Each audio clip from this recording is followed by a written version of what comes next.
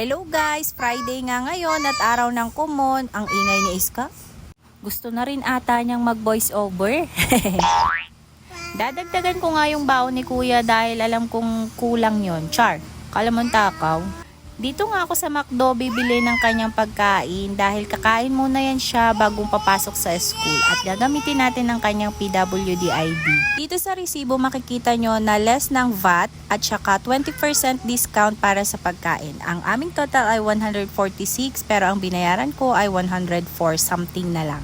Buti na lang at naimbento ang mix and match dahil mas mura siya. Yung mushroom pepper steaks at saka coke float ay 89 pesos and then yung cheeseburger ay 57 something. Parang ganun.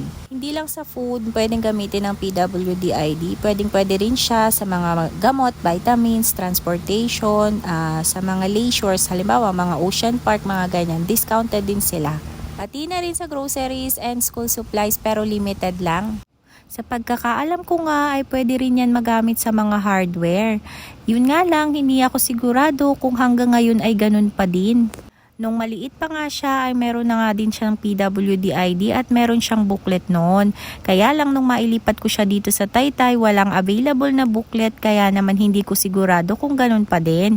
Tuwing galing kami ng kumon, nagmamadali kami dahil 11:30 ang out niya dito tapos 12 naman ang pasok niya sa klase.